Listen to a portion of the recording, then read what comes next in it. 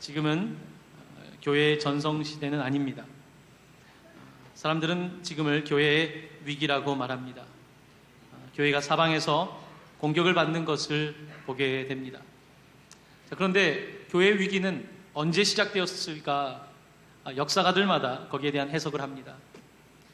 역사가들은 특별히 교회의 위기는 오히려 4세기에 기독교를 공인했던 콘스탄틴 대제 때부터 이루어진 것이라고 말을 합니다. 겉으로 보기에는 기독교가 인정되고 국교화되었지만 이때부터 교회는 일종의 국가종교, 스테이트 릴리전이라고 하는 국가와 관련된 권력과 관계된 기관이 된 것을 보게 됩니다.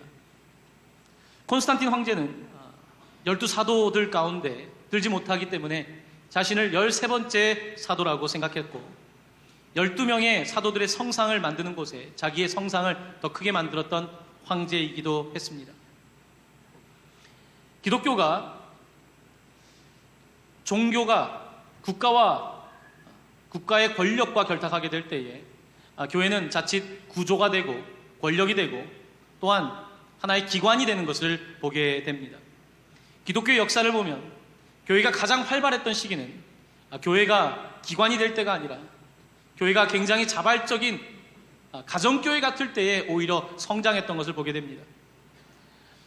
사도행전의 교회는 구조화되어 있었던 그런 교회가 아니었습니다. 작지만 건강한 교회, 가정교회들 중심으로 이루어졌던 교회였으며 오히려 중국의 지하교회가, 가정교회가 생겨나면서 오히려 교회들이 더 성장했던 것, 심지어 이슬람 국가인 이란의 가정교회가 성장하고 있다는 이야기를 듣고 있지 않습니까? 교회는 겉으로 보기에 국가와 함께한 스테이트 릴리전, 국가 종교로서 그때 겉으로 보기에는 상당한 권력을 가지고 있는 것 같지만 교회는 오히려 그 본연의 모습을 가지고 있을 때에 가정교회의 모습을 가지고 있을 때에 건강하고 성장했던 것을 보게 됩니다. 저는 이번 한 달 동안 여러분에게 오이코스라고 하는 단어를 함께 나누면서 이 위기의 시대에 교회에 대해서 다시 한번 볼 수 있는, 교회를 새롭게 이해할 수 있는 그와 같은 시간을 좀 갖고자 합니다. 오늘 읽은 말씀에는 교회의 두 가지 요소가 아주 잘 담겨 있습니다. 첫째는 교인들이 성전에 모이기를 힘썼다는 것입니다. 성전에 모여서 예배하고 찬송했던 것입니다. 두 번째는 성도들이 집에 모였다는 것입니다. 여기서 집이라는 말이 바로 오이코스라고 하는 말입니다. 소그룹으로 모여서 떡을 떼고 음식을 나눠 먹었다는 것입니다. 흔히 우리는 이것을 일컬어서 두 날개라고 말합니다. 교회에는 대모임, 성전에 함께 모여서 예배드리는 대모임이 필요하고 또 교인들이 흩어져서는 예배를 마치고 성전에서 흩어져서는 가까운 곳에서 소모임을 통해서 직장에서나 가정에서나 이런 소모임을 통해서 신앙을 더 세워나가는 또 다른 날개, 양 날개가 필요하다는 것입니다. 이 두 날개로 교회는 날 때에 오늘 본문이 우리에게 증언하는 것처럼 구원받는 사람을 날마다 더하게 하시는 역사가 있다는 것입니다. 교회는 이 두 가지가 끊임없이 이루어지는 곳이어야 합니다. 오이코스라고 하는 말은 이 집이라는 단어 혹은 집안으로 번역되는 말인데 확대 가족이라고 할 수 있습니다. 지금의 우리 시대는 핵가족 시대이지만 당시에 이 오이코스 집은 3대 혹은 4대가 함께 살기도 하고 그리고 거기에는 종들, 일을 하는 종들이 있었고 또한 나그네들까지도 함께 어우러진 이 확대 가족을 일컬어서 오이코스라고 불렀던 것을 보게 됩니다. 이 오이코스는 복음이 증거되는 아주 중요한 하나의 동심원, 작은 동심원들이 된 것을 보게 됩니다. 몇 가지 오이코스라고 하는 단어가 들어간 성경의 본문 말씀을 살펴보도록 하겠는데요.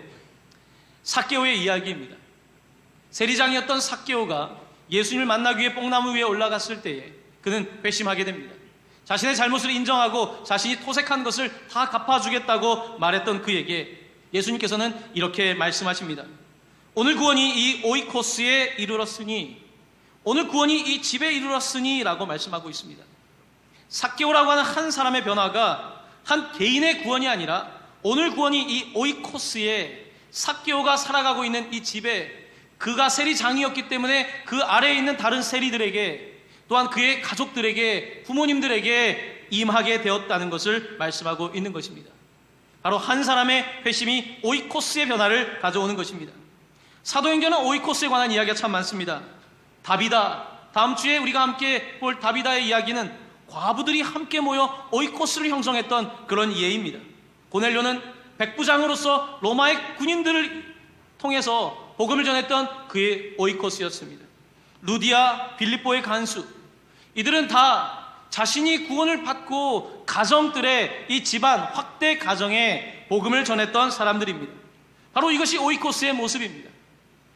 오늘 말씀은 우리에게 교회란 성전에 모여서 이렇게 대모임, 오늘 우리가 하고 있는 이 대모임, 성전에 모인 것뿐만 아니라 교회가 흩어져서 오이코스 소모임을 통해서 더 단단히 세워진다는 것을 말씀하고 있습니다. 한국 교회는 예배로 참 유명합니다. 한국 사람들처럼 예배를 많이 드리는 교회는 없습니다. 한국 교회는 매일 새벽 기도를 하고 금요 심야 예배를 드리고 주일 예배를 드리고 3일 예배를 드리고 참 많은 예배를 드립니다. 세계 어느 교회도 이렇게 예배를 드리지 않습니다. 제가 미국의 신학교를 다닐 때에 거기에는 새벽 기도가 없기 때문에 이 사순절 기간 고난 주간에 우리 한인 학생들이 중심이 되어서 새벽 기도를 진행했습니다. 이제 미국 교수님들도 함께 예배를 했습니다. 거기는 예배가 그렇게 많지 않습니다. 근데 한국 교회는 그렇게 갈급한 역사 속에서 날마다 예배하면서 이 자리까지 오게 되었습니다. 자, 그런데 한국 교회의 성장은 이 예배에만 있었던 것이 아닙니다. 한쪽 날개로만 날 수 있는 것이 아닙니다. 한국 교회는 또 다른 날개가 있었습니다. 지금도 있습니다. 바로 그것이 소모임, 바로 구역이라고 하는 것입니다. 여의도 순복음교회를 개척한 조용기 목사님은 말씀과 치유 사역으로 유명하지만 사실 아는 사람들은 여의도 순복음교회의 성장은 구역에 있다라고 말을 하게 됩니다. 그리고 이 구역에 대한 연구가 미국 교회들에서 이루어지게 되면서 이 구역에 대한 연구를 통해서 역수입된 것이 바로 셀처치, 셀교회라고 하는 것입니다. 셀이라고 하는 말은 여러분 아시다시피 세포라고 하는 말입니다. 예수 그리스도가 머리이고 우리가 교회의 지체이기 때문에 우리는 마치 셀처럼, 세포처럼 계속해서 살아있는 셀이 되어서 또 다른 셀을 만들어내는, 계속해서 확대되는 이와 같은 형태를 가져야 된다는 의미에서 셀이라고 하는 단어를 사용하고 있는 것입니다. 이 셀이라고 하는 것은 미국에서 시작된 것이 아니라 사실은 한국의 교회에서 시작된 것입니다. 자, 그런데 이 셀이라고 하는 것은 한국 교회에서 꼭 시작된 것이 아닙니다. 감리교는 속회라고 하는, 웨슬리 전통에서는 속회라고 하는 이 작은 모임을 통해서 계속해서 교회가 성장해 온 것을 보게 됩니다. 이 모든 것의 시작은 바로 예수님께서 세워주신 교회, 특별히 사도행전교회에서 비롯된 것을 보게 됩니다. 오늘 말씀처럼 그들은 성전에 모일 뿐만 아니라 집에서 떡을 떼며 음식을 먹고 하나님을 찬미했다라고 기록하고 있는 것입니다. 한국교회의 성장은 바로 이 두 날개 때문에 성장하게 된 것입니다. 자, 그런데 어떻습니까? 한국교회의 위기는 바로 이 날개에 문제가 생기기 시작했다는 것입니다. 예배까지는 아직은 그래도 괜찮다고 생각합니다. 특별히 가장 힘든 부분은 구역에 관한 부분입니다. 오이코스에 관한 부분입니다. 그러다 보니까 교회들마다 구역, 목장, 셀 이름을 바꾸어 가면서 이 소그룹을 활성화시키려고 애를 쓰게 됩니다. 하지만 그것이 생각보다 쉽지가 않습니다. 생각보다 쉽지 않은 이유는 바로 교회가 처한 문화적, 사회적 현실 때문에 그런 것입니다. 사람들이 바빠졌습니다. 이곳에도 맞벌이하는 부부들이 참 많습니다. 시간에 쫓기다 보니까 가족 간의 시간을 보내기 어렵습니다. 저녁 있는 삶이 부족한 한국 사회에서 함께 또 다른 예배 이후의 시간을 교회를 위해서 쓴다는 것이 쉽지가 않습니다. 거기에 찬양대, 교사, 온갖 섬김 가운데 점점 오이코스라고 하는 구역의 모임은 연약해질 수밖에 없는 현실을 가게 되는 것입니다. 또한 개인주의 문화가 팽배하기 시작하면서 사람들은 이제 다른 사람들에게 다가가는 것보다는 자기의 개인의 그 좁은 관계 안에 머물러 있기를 원하는 것입니다. 신앙생활을 하면서도 익명성이 보장되기를 원합니다. 내 가정이 노출되거나 내 개인의 모습이 노출되지 않고 가능하면 멀리 떨어져서 신앙생활을 하려고 하는 사람들이 늘어나고 있습니다. 예배 가운데 청중이 되는, 오디언스가 되는 사람들이 늘어나고 있는 것입니다. 이렇게 될 때 교회는 결국은 한쪽 날개를 잃어버리게 됩니다. 한국교회의 위기는 한쪽 날개를 잃어버리는 위기입니다. 결국은 한쪽 날개를 잃어버리게 되면 교회는 예배하는 성전만 남게 됩니다. 여러분, 성전만 남으면 그것이 무슨 의미이겠습니까? 교회는 성전, 건물이 아니라 릴레이션십, 관계입니다. 교회는 끊임없이 관계를 통해서 교회를 만들어가는 것, 건물이 교회가 아니라 사람이 교회인 것입니다. 원래 철치라고 하는 말, 교회라고 하는 말은 좋은 번역이 아닙니다. 이 교회라고 하는 것은 부르심을 받은 사람들의 모임입니다. 부르심을 받은 사람들의 모임이 바로 교회입니다. 그런데 사람들은 교회가 국가 종교가 된 서유럽에서부터 기독교가 퍼져나가면서 사람들은 교회를 하나의 건물로, 기관으로 생각하는 오해를 하고 있는 것을 보게 됩니다. 교회는 건물이 아니라 사람입니다. 그러므로 교회 가운데에서는 특별히 오이코스라고 하는 이 단어가 중요합니다. 이 오이코스라고 하는 단어는 영어로는 빌드업, 세운다라고 하는 단어에서 파생된 단어입니다. 골로새서 2장 7절에는 그 단어가 사용된 표현이 있습니다. 이렇습니다. 그 안에 뿌리를 박으며 세움을 받아, 이 단어가 빌드업, 건물을 세운다는 뜻입니다. 오이코스적인 의미입니다. 교훈을 받은 대로 믿음에 굳게 서서 감사함을 넘치게 하라. 예배를 하는 성도들이 서로 모여서 빌드업, 서로 세워주라는 것입니다. 쉽게 이야기하면 주일날 와서 설교 말씀을 듣고 참 말씀이 오늘 나에게 와닿는다. 이게 좋습니다. 자, 그런데 이 설교가 내 안에 더 세워지기 위해서는, 말씀이 세워지기 위해서는 나 혼자만 새길 것이 아니라 대화가 필요합니다. 학교에서 수업도 선생님의 강의를 일방적으로 듣는 것보다 토론식 수업이 더 효과적이라고 말하지 않습니까?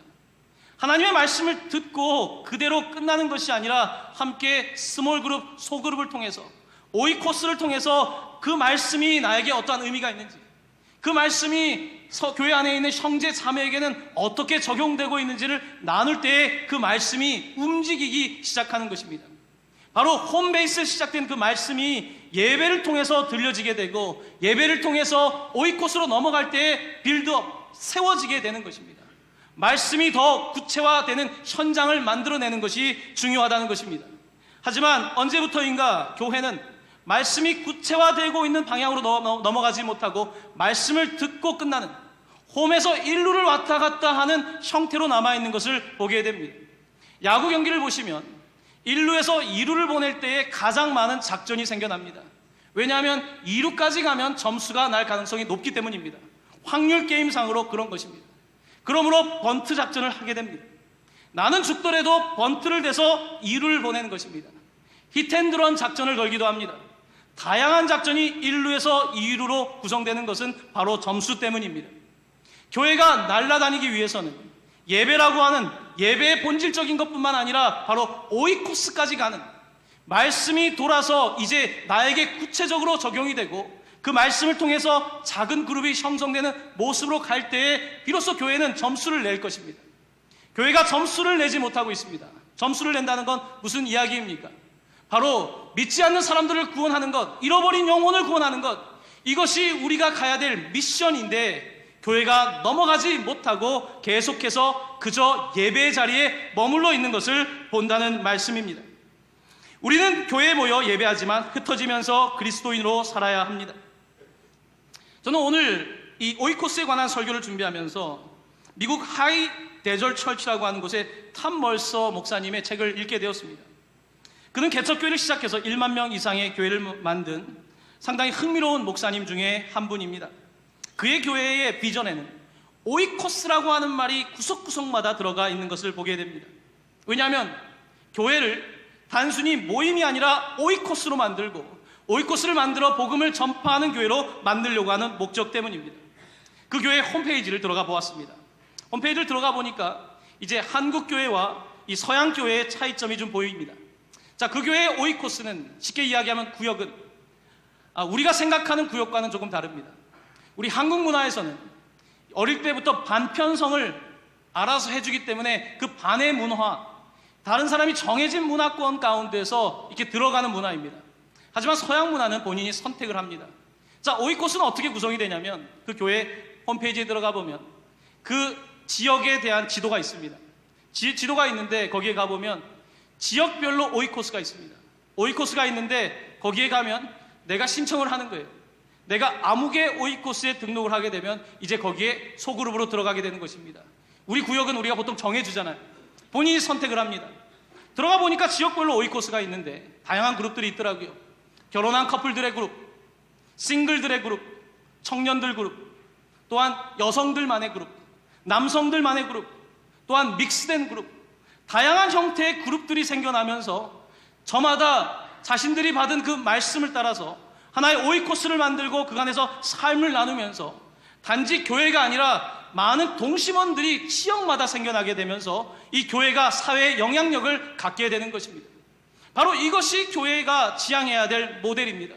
그저 이곳에 모여서 끝나는 것이 아니라, 이곳에 모여서 교통 혼잡을 일으키는 게 교회의 목적이 아니라, 이곳에 모여 있다가 흩어져서 많은 동심원들을 만들어내는 것, 사랑의 동심원을 만들어서 사회에 영향을 주는 것, 바로 이것이 교회의 목적인 것입니다. 부천동방교회는 그런 면에서 한쪽 날개를 가지고 있습니다. 구역 모임이 되는 곳이 있습니다. 하지만 구역 모임이 많이 약해진 것이 사실입니다. 많은 분들이 이곳에 오셔서 그저 예배를 드리면 내 의무를 다했다고 생각합니다. 여러분, 신앙은 의무가 아닙니다. 여러분, 공부를 의무로 하는 사람 치고 공부 잘하는 사람 없습니다. 공부는 내가 원해서 할 때 잘하는 것입니다. 신앙도 마찬가지입니다. 내가 부모님부터 받은 신앙 때문에 어쩔 수 없이 교회를 나온다고 한다면 내 신앙은 거기까지입니다. 1루까지입니다. 2루, 3루를 돌아서 점수가 나는 신앙을 가기 위해서는 내가 원해야 되는 것입니다.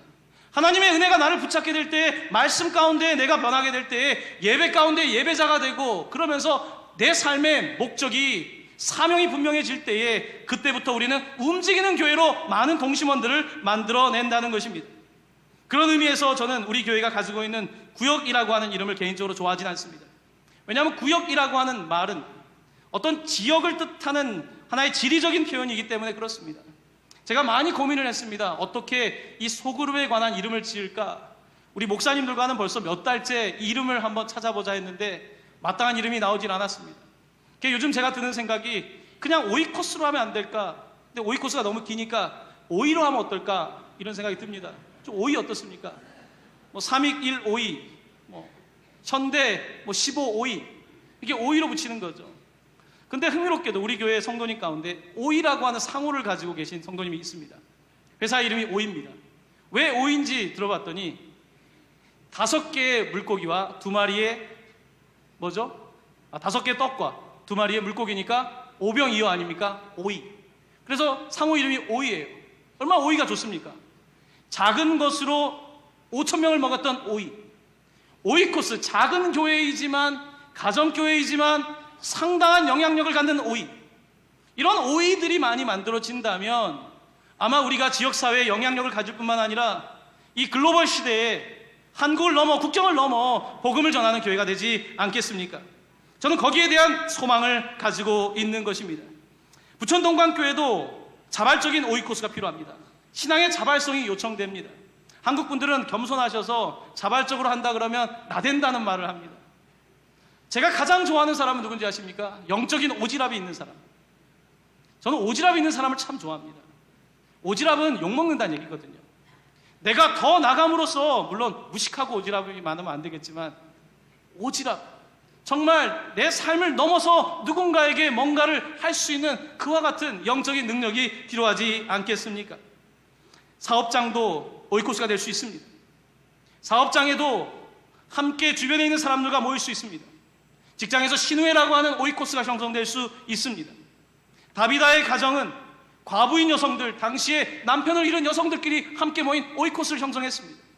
삶의 다양한 이유들로 모인 일종의 스몰 그룹, 작은 그룹들이 바로 그들을 살리는 오이코스가 되고, 세상에 그런 사람들이 너무나 많기 때문에 그렇습니다. 교회까지 오자니 너무 힘든 사람들에게 이 작은 관계성이 그들을 구원하는 통로가 되는 것을 보게 됩니다. 여러분, 청년들 가운데 화요일날 기도 모임을 시작하는 청년들이 있습니다. 이들은 교회에서 시켜서 하는 게 아니라 그동안도 그래왔지만 화요일마다 모입니다. 모여서 그냥 기도하는 거예요. 누가 시켜서 하는 게 아니라 자발적으로 하는 것입니다. 최근에 청년들 가운데 편집팀이 생겨났는데 누구도 시키지 않았습니다. 그런데 큰 꿈을 가지고 있더라고요. 함께 모여서 밤새며 기도하고 자신들이 만드는 이 매거진을 통해서 어떤 일을 할까? 이런 것들이 오이코스의 형태입니다. 자발성이 있는 거죠. 목사가 시켜서 하는 게 아니라, 누가 시켜서 하는 것이 아니라 그래, 우리 뭔가 할 수 있을 것 같은데 라는 생각을 갖기 시작하는 것입니다. 제가 결혼하는 커플들이 올 때 잘 묻는 질문이 있습니다. 신앙인들일 경우에 묻습니다. 우리 형제는 하나님의 부르심을 받았는데, 우리 자매는 하나님의 부르심을 받고 지금까지 신앙생활을 했는데 왜 하나님께서 두 사람을 부부되게 하실까에 대해서 생각해 본 적이 있는가? 왜 하나님께서는 각자 개인이 아니라 우리를 부부되게 하셨을까? 하나님은 우리 부부를 통해서 무엇을 원하실까? 이것이 바로 콜링 미션입니다. 하나님, 우리 부부가 이렇게 다른데 이제 다듬어진 30년 세월, 이제 우리 부부가 이런 하나님께서 부르심에 응답하기를 원합니다. 왜 우리를 가정되게 하셨을까? 여러분, 제 자녀가 내 자녀 된 것이 우연입니까? 하나님의 방법으로 하나님께 주셨다고 한다면 하나님의 목적이 있지 않겠습니까? 여러분의 구역이 그냥 구역이겠습니까? 하나님께서 주신 이유가 있지 않겠습니까? 하나님께서 우리를 통하여 뭔가 행하기를 원하시는 것. 왜 우리가 이곳에 부천동방교회로 40년이 있습니까? 그냥 있는 것이 아니라 하나님의 목적이 있지 않겠습니까? 미션이 있지 않겠습니까? 부천동방교회의 어떠한 미션입니까? 바로 하나님의 말씀을 받고 예수 그리스도를 만나고 예배자로 날마다 나아가며 예배자로 남는 것에서 그치지 않고 그 은혜가 너무 커서 오이코스를 만들어내고 오이코스 속에서 복음을 전하는, 이와 같은 점수를 내는 한 사람이라도 더 구원하는 교회가 되는 것, 이것이 교회의 목적이 아니겠습니까? 교회는 언제부터인가 구조선에서 크루즈선으로 바뀌고 있다고 말하지 않습니까? 교회가 처음 시작될 때는 사람을 구원하기 위한 레스큐 보트였는데, 구조선이었는데 언제부터인가 교회가 리모델링을 시작했다는 것입니다. 이 구조선을 크루즈 배로 바꾸기 시작한 거예요. 크루즈 배로 바꾸기 시작하면서 교회는 근사해졌지만 정작 미션을 잃어버린, 사명을 잃어버린 교회가 된다는 것입니다. 바로 그 교회가 유럽 교회입니다. 바로 그 교회가 미국의 교회가 되고 있습니다. 바로 그 교회가 한국 교회가 되고 있습니다. 어쩌면 그것이 부천동방교회의 미래일지도 모릅니다. 교회란 건물이 아니라 people, 사람입니다. 사랑하는 성도 여러분, 부천동방교회가 40주년을 맞이하며 꿈이 있다면 부천동방교회가 오이코스 교회로, 오이코스적인 교회로 다시 거듭나는 것입니다. 사랑하는 성도 여러분, 오늘 예배를 드리셨다면 이 자리에서 끝나지 마시고 이 말씀을 붙잡고 올 한 해 나는 어떻게 주님 주신 사명을 감당해야 될까? 하나님이 나에게 주신 사람들은 오이코스는 누구인가? 내가 함께 돌보며 함께 영향력을 줘야 될 영향력의 동심원은 어디까지인가 생각해 보시면서 여러분의 인생이 그저 일하다가 은퇴하고 세상을 떠난 인생이 아니라 하나님의 미션, 목적을 이루는 그런 삶이 되기를 예수님의 이름으로 간절히 축원합니다. 아멘.